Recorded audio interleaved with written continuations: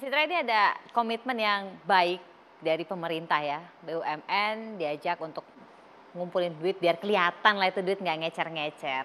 Tapi kalau dari sepengamatan Mas Fitra dari beberapa tahun belakangan ya, dengan perkembangan yang begitu pesat, apakah langkah taktis yang baik dan sudah cukup efektif ini? Ya, jadi pemerintah dalam hal ini sudah cukup baik ya dalam menjadi fasilitator ya, apalagi tadi ada pool of fund, pool of knowledge ya yang sebelumnya scattered ya, yang sini kemana, yang sana ke sini, tapi sekarang dikumpulkan berarti situ kan sudah ada dari sisi skala ekonomis itu meningkat ya, dari sisi pengelolaan dananya. Oke, awal mungkin tidak terlalu besar tetapi kan ketika dikelola dengan baik ini bisa membesar ya. Yang kedua juga kita melihat ada pool of knowledge ya, selama ini aktor-aktor yang scattered di BUMN itu dikumpulkan jadi satu, jadi ada sharing knowledge di situ. Nah, cuma memang yang menjadi pelajaran penting dalam beberapa tahun terakhir adalah seringkali BUMN ini pendekatannya top down tanpa melihat realita di lapangan gitu. Nah, ini yang harus kita perhatikan betul.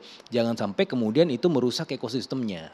Alih-alih kemudian membantu ekosistem jadi merusak Ini ekosistem. Nah, berarti ini ekosistem digital maksudnya betul ya? betul, kita kan bicara ekosistem digital. Nah, oleh karenanya perlu adanya sebuah persinggungan yang sifatnya lebih signifikan antara aktor. Di sini kita bicara mengenai quadruple helix ecosystem.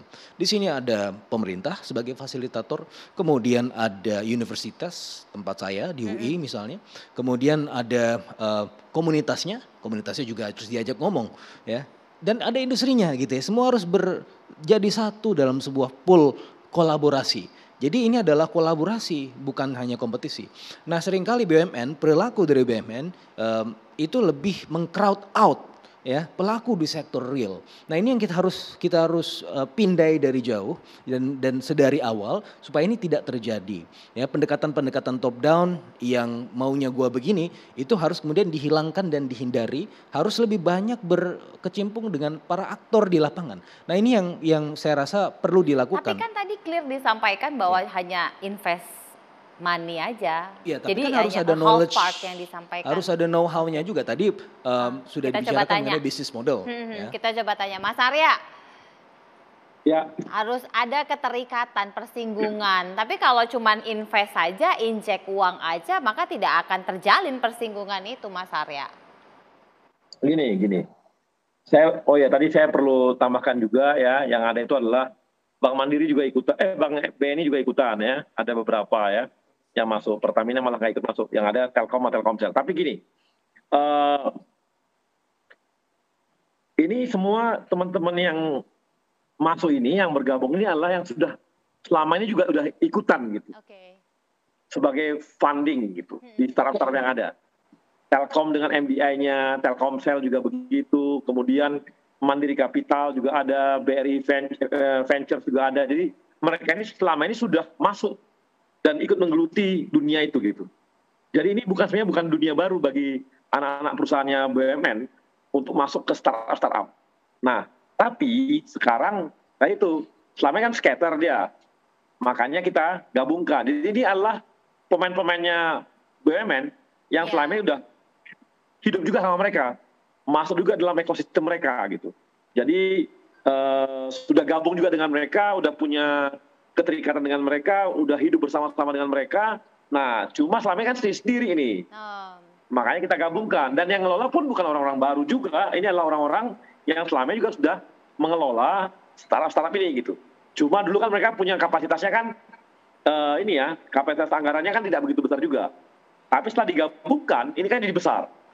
Nah, ini yang jadinya sebuah kekuatan. Tapi kita sepakat bahwa itu memang tidak boleh hanya sekedar funding. Tapi ini memang mereka masuk dalam ekosistem tersebut gitu. MDI seperti punya Telkom kan udah lama banget masuk di sana gitu. Tapi kan sekarang mereka dengan dana yang sebesar ini kan bisa jadi lebih kuat lagi untuk mengelola dan masuk untuk masuk dalam startup yang ada. Dan satu hal apa? Dulu itu terbatas gitu. Misalnya ya, Mandiri Capital itu hanya masuk ke startup yang memang berhubungan dengan finance, yang perbankan. Nah, sekarang enggak. Sekarang mereka kan dengan digabung ini kan artinya udah bisa pilih-milih lagi lah, lebih besar mana, apakah dia masuk ke pertanian, apakah dia masuk ke edutech gitu ya, dan sebagainya. Dan ini yang akan lebih besar bisa dimasuki oleh kawan-kawan gitu. Jadi itu dia. Jadi kalau dulu mereka sangat terbatas, ya sekarang udah digabungkan seperti ini. Walaupun BUMN-BUMN yang tadi itu Mandiri Capital dan kawan-kawan itu tetap juga mereka menangani juga hal-hal lain yang berhubungan dengan bisnis mereka untuk startupnya. Jadi nggak menutup juga mereka untuk bekerja sama dengan yang lain gitu. Gitu, Brigita. Sudah cukup efektif kalau Bang Fitra lihat. Ya ini kan baru awal ya, tetapi dari cerita-cerita BUMN yang sebelumnya sebenarnya kita punya potensi kewaspadaan juga. Jangan sampai ini seperti tadi crowd out. Tapi justru ini potensial ya, karena tadi pool of fund, pool of knowledge dan seterusnya. Intinya adalah kolaborasi ya. Jangan sampai kemudian dalam ekosistem itu ada predator. Nah ini yang harus kita perhatikan. Semuanya menunjang tersatu dengan yang lain. Tidak ada yang lebih dominan, tetapi saling berkolaborasi. Karena di sini ini kan eranya kolaborasi bukan lagi kompetisi. Jadi BUMN dalam hal ini bisa juga bekerja sama dengan existing VCs misalnya ya, tidak perlu harus jauhan saya BUMN Anda siapa gitu. Nah ini harus ada ekosistem itu yang saling bersinggungan, berkolaborasi. Karena faktor-faktor ini kalau terhubung itu akan menghasilkan resultante yang positif gitu kan Mbak Brigita. Pak Andito melihat? Nah aku ikut ini nih, quote-unquote nyerang Bang Arya nih, mendukung Mas Fitra. Tadi sebutnya ekosistem tadi, sebenarnya tadi Bang Arya sudah menyebut tadi, ada MDI Telkom itu, Ya. punya pengalaman lama. Maksud saya gini, saya tadi ada mendapat kesan mudah-mudahan salah. Bang Arya mengatakan ini hanya mau konsentrasi di fundingnya, nggak bisa kalau hanya di fundingnya doang. Karena justru ekosistem itu tadi yang katanya Mas Fitra tadi itu yang harus dibangun. Memang kita nggak perlu juga membangun ekosistem yang gede nanti nggak jadi-jadi juga. Tapi harus ada itu, paling sedikit yang ngurusin bisnis modelnya. Tadi MDI itu udah punya pengalaman bagus. Nah itu harusnya dimainkan di situ. Teman-teman yang sudah terbiasa ngurusin startup bisa juga dimainkan di situ. Maksudnya ini harus dirangkul gitu. Itu yang harus jangan hanya duitnya doang. Tapi apa problemnya untuk bisa membuat kita punya unicorn baru? Karena memang kan bisnis digital ini kan butuh endurance, butuh fokus. Ini kata yang barusan WhatsApp. Benar ya? Manusianya, Oh, Manuhara. Jadi adaptability-nya berarti ya? Iya, jadi memang harus mau nggak mau. Ini memang sudah benar lah mendirikan lembaga untuk fund-fundnya ini benar gitu ya. Lembaga pengembangan itu kan bisa dimasukkan di situ lembaga konsultannya gitu ya. Tetapi ujung-ujungnya adalah pelakunya memang. Nah ini saya rasa memang mau nggak mau perlu bicara dengan sumber-sumber startup. Kita nggak boleh hanya scatter aja memanfaatkan, ada startup di sana masuk, harus di-develop. Tadi istilahnya Brigita Manohara, ya di planning gitu, direncanakan. Nah ini harus dibuat memang pusat-pusat pertumbuhan dan kembali kampus itu. Sekarang ada program matching fund di Kampus Merdeka. Ini bisa masukin ke sana. Coba kita tanya, ada rencana ke sana nggak Bang Arya? Oh ada. Kita kan makanya ini kan Merah Putih Fund ini kan kerjasamanya dengan banyak pihak ya. Dengan Kemendiknas juga kita bekerja sama. Makanya Kampus Merdeka itu kita manfaatkan juga untuk masuk di sini juga gitu dengan kontribusi mereka. Itu ada. Makanya waktu kita launching Merah Putih Fund tidak hanya Pak Erik gitu. Ada juga Mas Nadiem di sana gitu. Karena kita akan masuk ke sana. Dan tadi juga saya mau jelaskan juga Merah Putih Fund ini tidak hanya pendananya ke depan, tidak hanya kita harapkan dari BUMN. Kita juga berharap ada swasta masuk sini gitu. Ya. Tapi jadi collab-nya itu benar. Kita tidak jumawa BUMN sendirian, enggak. Tapi BUMN ini menjadi pemicu gitu. Oke. Tapi Bang Arya tadi udah bagus kerjasama sama Kemendikbud Ristek ya. Kan ada program matching fund di sana, mempertemukan anggarannya dari dunia usaha dengan dari perguruan tinggi yang dibiayai oleh negara.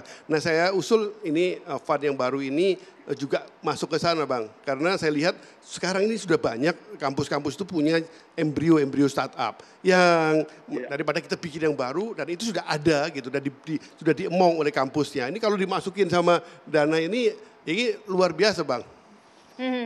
Ya. Jadi Bang kami akan ini loh Bang.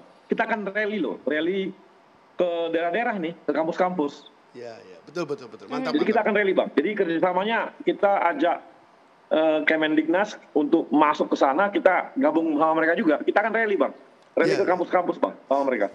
Bang Arya ini ada contoh bagus yang terjadi beberapa minggu yang lalu. Kami kumpul di kantor pos Solo, kantor pos kan BUMN gitu ya, kumpul di situ. Ada puluhan tim startup ekspor. Ya, karena dirutnya juga bekas Telkom, jadi pasti paham.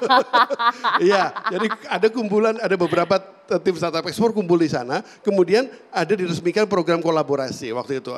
Ini yang produsen-produsen yang eksportir, kemudian ketemu sama Postpay di situ, ketemu sama ada B-Market di sana, sama kantor pos di sana, dan ini sudah terrealisasi kemarin ini. Akhirnya kolaborasi itu, anak-anak ini, tim startup ekspor ini kemudian mempunyai produk-produk yang untuk diekspor, yang dijalankan lewat B-Market, pendanaannya lewat membayarannya lewat Postpay, dikirimnya lewat kantor pos, diresmikan oleh Dirjen Dikti ya beberapa hari yang lalu. Nah ini kalau kemudian yang namanya fund ini bisa masuk ke sana, wah ini langsung cepat muncul ini Bang. Saya lihat ini potensinya bagus, ini luar biasa. Ini ada barang-barang konkret ini Bang Arya. Iya barang konkret. Apakah ini nanti juga akan masuk yang dalam kategori pendanaan lembaga baru ini Bang? Iya, gini yang pasti startup kan mereka kan punya kriteria ya. Karena Nah ini yang perlu disosialisasi di... Bang, kriteria yang bagaimana kemudian yang akan mendapatkan funding dari lembaga ini? Ada konsultannya kita lah, kita pasti punya konsultan ya, yang memang baik konsultan finance-nya pasti ada, konsultan teknologi juga pasti ada gitu ya, semua gabung gitu ya. Ini akan menjadi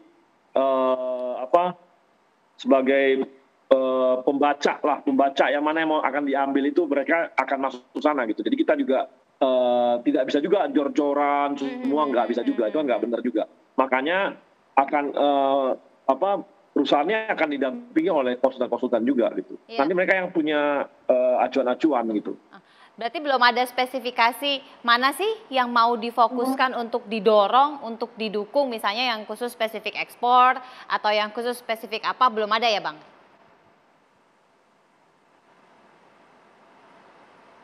Bang Arya? Baik, sepertinya masih ada problem. Ada itu nitip itu yang startup yang orientasi ekspor perlu didorong ini Bang Arya. Ini anak-anak muda yang luar biasa. Aku kebetulan ngurusin asosiasi digital ekspor ya. Tapi enggak, ini benar ini. Anak-anak muda kita ini sekarang sudah punya keinginan memanfaatkan teknologi, memanfaatkan digital untuk ekspor gitu. Nah ini barang bagus supaya neraca dagangnya juga tetap baik. Ya, walaupun harga komoditinya sudah mulai turun nanti ya. Sesaat lagi kita akan lanjutkan, tetaplah bersama kami.